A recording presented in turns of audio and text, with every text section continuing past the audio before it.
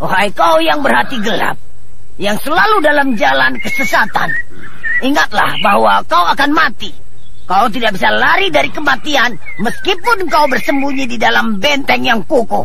Sadarlah, hentikan kejahatanmu supaya orang-orang di sekitarmu aman sejahtera.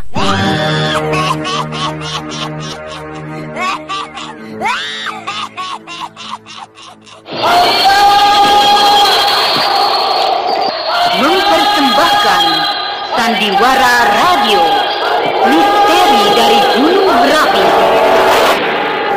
Dalam kisah Pengantin Lembah Hantu.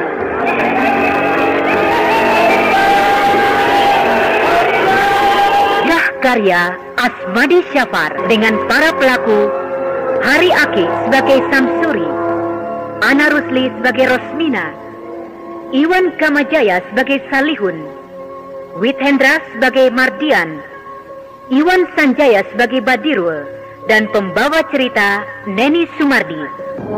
Pada bagian keempat telah dikisahkan, Rosmina dengan hati-hati telah menanyakan dan menjajaki bagaimana sikap suaminya pada segala macam siluman atau jadian yang sedang ramai dibicarakan oleh para tetangga mereka. Tetapi dia kecewa, suaminya menanggapinya hanya sepintas lalu saja.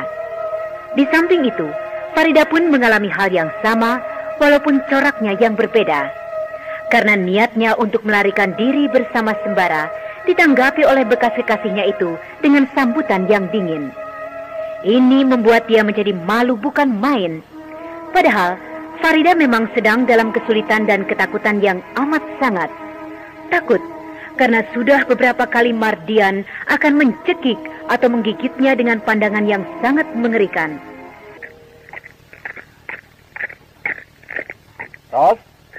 Rosmina. Ros. Oh. Kau sakit? Tidak. Kenapa kau muram saja? Aku tidak apa-apa, Bang. Aku hanya berpikir, kenapa siluman itu menghilang dekat rumah kita? Bahkan katanya, hilang seolah-olah masuk ke dalam rumah ini. Kau selalu membicarakan tentang siluman. Apa tidak ada yang lain yang harus dibicarakan? Sudahlah. Nih, lihat. Aku membawa ikan dari pasar. Ikan ini besar-besar. Tolong ya, kau goreng. Aku sudah lama tidak makan ikan mas yang besar-besar begini. Ya, baiklah. Mana ikannya, Bang? Nih, besar-besar kan? Iya, besar-besar.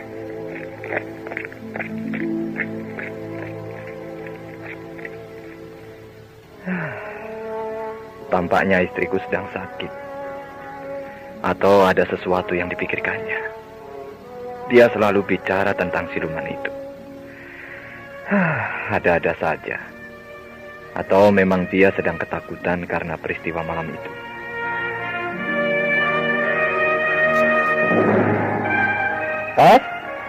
Rosmina! Tidak ada jawaban. Apakah dia tidak membersihkan dan menyiangi ikan-ikan mas itu? Ros!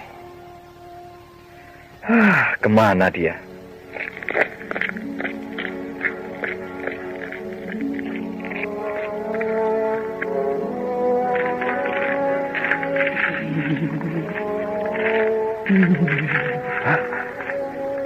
Kenapa istriku membersihkan ikan itu dengan kukunya? Wah, kukunya panjang-panjang dan hitam. Ros? Bang Sam. Kenapa? Kenapa kau membersihkan sisi ikan itu dengan kuku-kukumu? Tidak apa-apa. Aku mencari pisau tidak ada. Jadi terpaksa aku siangi begini saja. Dan kuku-kukumu itu kok panjang-panjang dan hitam? Oh, iya. Aku memang memelihara kuku-kuku ini agak panjang. Tapi kok aneh. Kalau abang tidak mau, biarlah akan aku siangi ikan ini dengan pisau. Iya. Biar aku carikan pisau itu. Biar aku saja yang mencarinya. Abang duduk sajalah di depan. Tapi nanti potong kuku-kukumu itu. Aku ngeri melihatnya. Iya, akan kupotong. Aneh. Rosmina membersihkan ikan-ikan itu sambil menggeram-geram, seperti kucing yang sedang marah. Dan kuku-kukunya itu sangat mengerikan dan menakutkan tampaknya. Apakah dia pikir bagus punya kuku panjang dan hitam mengkilat begitu? Aneh, sungguh-sungguh aneh. Rosmina banyak berubah sekarang. Kenapa perasaanku tidak enak ya? Seperti ada sesuatu di dekat rumah ini. Ya, benar. Anjing itu melolong. Pasti dia melihat sesuatu. Mungkin dia melihat makhluk halus. Tampaknya makhluk itu dekat dengan rumahku.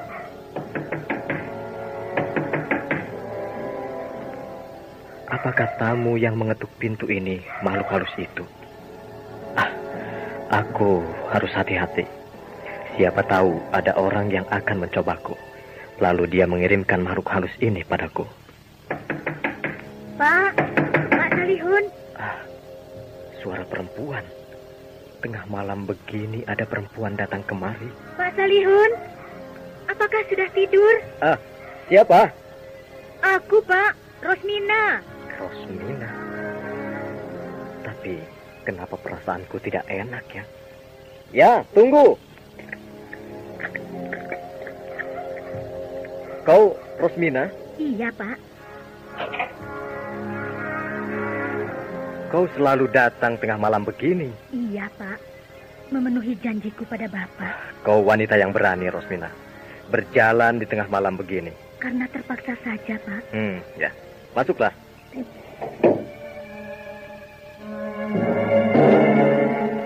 Duduklah. Terima kasih. Tapi perasaanku tetap tidak enak. Apa mungkin Rosmina ini menjadi siluman?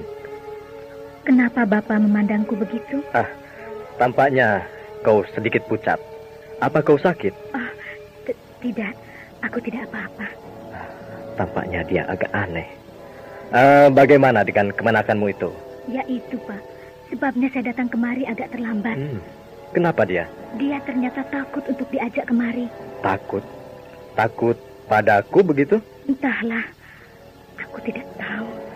Tapi tampaknya dia tidak mau ke rumah ini. Susah aku membujuknya.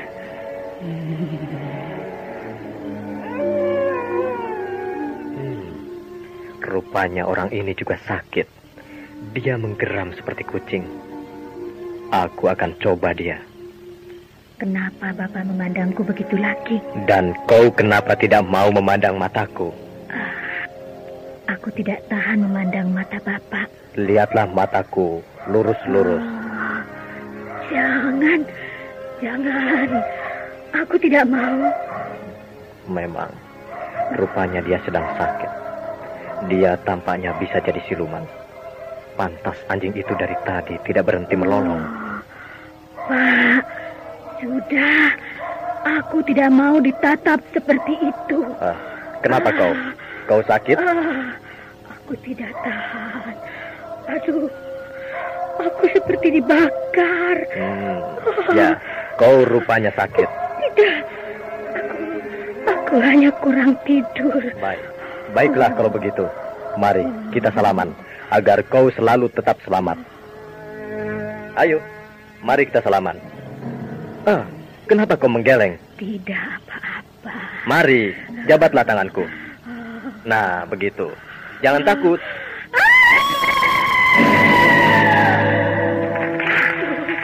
Aduh, badanku terasa terbakar. Kau rupanya sakit seperti Mardian, Rosmina. Tangan Bapak seperti besi panas. Sudah lama kau sakit begini? Iya, aku ketularan dari Mardia. Pantas. Waktu itu kau berniat betul menanyakan bagaimana cara mengobati penyakit seperti ini. Iya, Pak. Tolonglah aku. Kau harus pergi ke lembah hantu.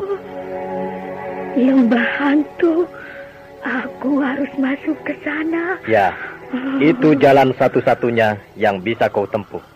Kecuali bila kau mau mencari Ki Buranda, orang yang memang hebat luar biasa itu.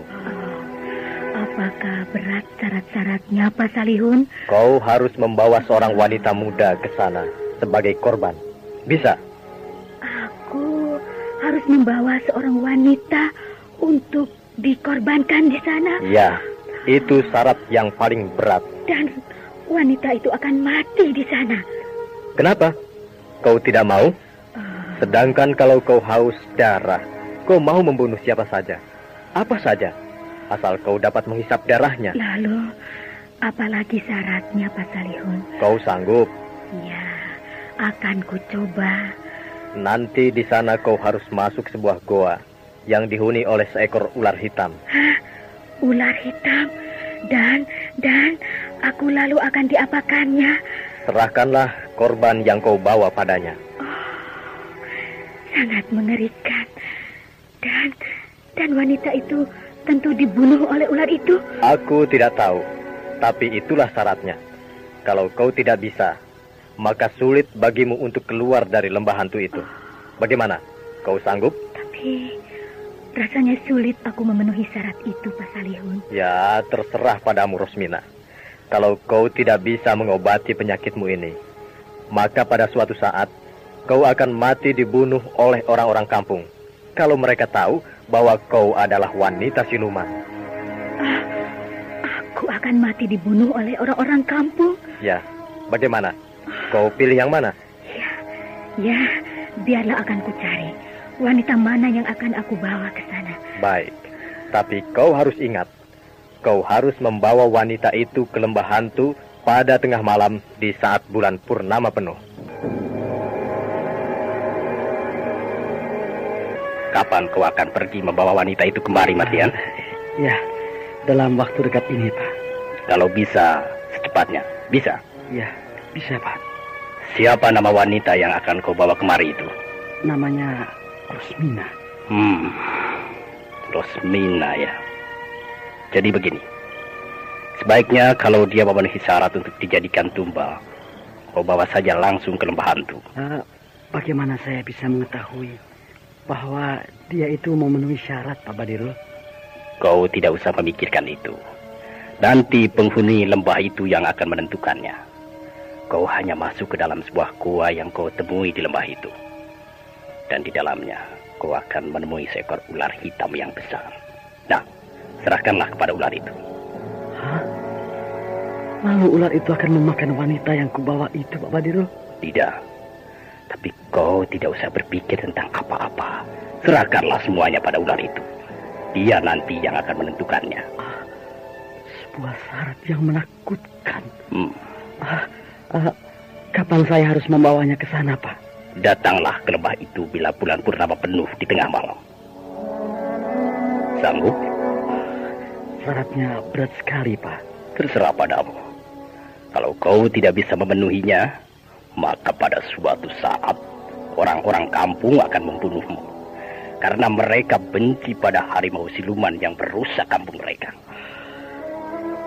Sekarang aku serba susah. Bagaimana? Sanggup? Ya. Akan saya coba, Pak. Nah, kalau begitu, pergilah sekarang ke kampungmu. Pujuk wanita itu. Tapi bagaimana kalau aku tiba-tiba ingin menghisap darahnya, Pak? Jangan kau lakukan itu. Dia harus jadi persembahan penghuni lembahan. Tapi kalau saya tidak bisa memenuhi kehendak saya itu, maka saya akan tetap menjadi harimau. Dan orang-orang tentu akan tahu perbuatan saya. Lalu mereka akan membunuhmu. Begitu? Pak, ya. Saya takut itu, Pak. Ya. Memang begitu penderitaan yang harus kau hadapi. Aku tidak bisa menolongmu bila kau jauh dari dekat. Lalu, bagaimana cara saya menyelamatkan diri, Pak? Kau harus melakukan seperti yang pernah kau tempuh selama ini. Walaupun kau harus membunuh orang atau hewan. Tapi apa boleh buat? Hanya itu yang bisa kau lakukan. Ini aku serba salah. Nah, 2 hari lagi, kau pergilah menjemput wanita itu. Lalu bawalah ke lembah hantu. Tapi ingat, kau harus masuk kampungmu pada malam hari. Iya, Pak. Akan aku lakukan. Dan bawalah ini. sebuah pundi-pundi dari kulit ular. Bila kau dalam bahaya, maka kau harus masukkan kepalamu ke dalam pundi-pundi ini. Maka kau tidak akan terlihat oleh siapapun. Iya, terima kasih, Pak. Saya merasa berhutang budi pada Bapak. Jangan berterima kasih dulu. Kerja kita belum selesai. Nanti kalau sudah berhasil, tanpa kau suruh, aku akan meminta imbalannya padamu. Iya, Pak. Aku akan penuhi apa saja yang Bapak minta. Betul begitu? Betul, Pak. Saya berjanji. Bagus. Janjimu nanti pasti akan kutagih. Nah, terimalah pundi-pundi ini. Ternyata syarat yang diajukan oleh Pak Salihun kepada Rosmina persis sama dengan syarat yang diajukan oleh Pak Badirul kepada Mardian. Cuma saja dalam hal ini Mardian sudah berniat akan membawa Rosmina sebagai tumbal yang diminta oleh Pak Badirul. Sedangkan Rosmina masih berpikir, wanita manakah yang pantas dan bisa dijadikan tumbal? Kejadian-kejadian ini tampaknya bertambah serius. Nah, apakah Sembara akan tinggal diam saja bila dia tahu rencana yang berbahaya ini? Ataukah dia hanya sibuk dengan rasa diremehkan oleh Farida? Dan bagaimana seandainya tiba-tiba Farida yang jadi tumbal? Apakah dia bersedia menolong wanita yang sebenarnya masih dicintainya itu? Saudara pendengar, demikian tadi telah kita ikuti serial Sandiwara Radio ini. Sampai jumpa esok hari pada waktu dan gelombang yang sama.